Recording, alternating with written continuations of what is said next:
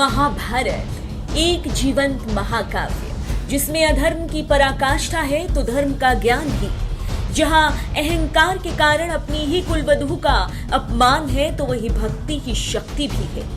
महाभारत जिसमें कौरव ज्येष्ठ दुर्योधन और मामा शकुनी की कुटिल चालें हैं तो वहीं पांडवों के बर्दाश्त करने की पराकाष्ठा।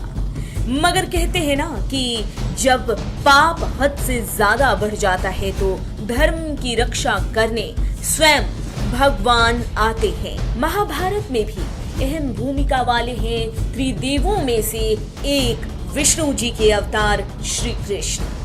इस बारे में और विस्तार से जाने उससे पहले अगर आपने हमारा चैनल सब्सक्राइब नहीं किया है तो जल्द कर लें, बेल आइकॉन दबाना बिल्कुल न भूलें। वीडियो पसंद आए तो लाइक करें, कमेंट करें और शेयर करें। कृष्ण ने न केवल महाभारत में द्रौपदी के सम्मान की रक्षा की बल्कि अधर्म पर धर्म की जीत का नया इतिहास भी लिखा। उन्होंने अधर्मी कौरवों के खिलाफ धर्म के प्रतीक पांडवों का साथ दिया, लेकिन फिर भी कुरुक्षेत्र में शस्त्र नहीं उठाया।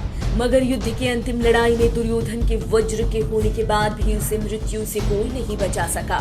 मृत्यु शैया पर पड़े दुर्योधन को अपनी उन सभी भूलों का एहसास हुआ जिसके कारण उसे युद्ध में हार का सामना करना पड़ा।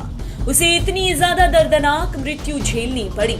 आज हम आपको दुर्योधन को मिले उस श्राप के बारे में बताने जा रहे हैं जिसके कारण भीम ने गदा युद्ध के नियमों के खिलाफ जाकर दुर्योधन की जांघ तोड़ दी थी।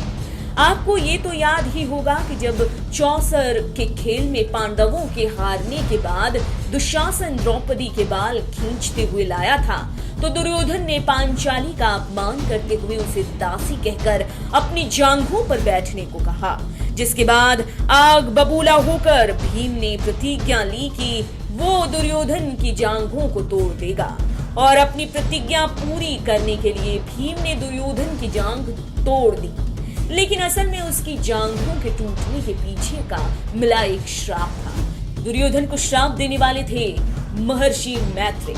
हुआ कुछ यूं कि जब पांडव 13 वर्ष का वनवास काट रहे थे तब महर्षि मैत्रेय हस्तिनापुर आए थे। महाराज धृतराष्ट्र ने महर्षि मैत्रेय से पांडवों की कुशलता पूछी तो महर्षि ने कहा कि वो सभी कुशल हैं, लेकिन मैंने सुना कि कौरवों ने पांडवों के साथ छल किया और उन्हें जुए में हराया। ये कहकर उन्होंने दुर्योधन की तरफ देखा, लेकिन उस पर उसका अहंकार इतना ज्यादा हावी था कि उसने घर आए ब्राह्मण का भी अपमान करने से पहले नहीं सोचा। महर्षि की बात सुनकर क्रोधवश और अहंकार से भरे दुर्योधन ने अपनी जांघों पर ताल ठोकना शुरू कर दिया। उसकी इस हरकत के कारण महर्षि क्रोधित हो गए और उन्होंने दुर्योधन को श्राप देते हुए कहा कि अहंकारवश उसने जिस जांघ पर ताल ठोककर मेरा अपमान किया है तेरी उसी जांघ को भीम अपनी गदा से तोड़ देगा। युद्ध के मैदान में भीम अपनी प्रतिज्ञा को भूल गया था, लेकिन उस पर महर्षि का श्राप हावी था और इसलिए श्री कृष्ण ने अपनी जांघ पर ताल ठोककर भीम को अपनी प्रतिज्ञा के बारे में याद दिलाया था। दुर्योधन ने मृत्यु शैया पर अपनी भूल स्वीकार की थी।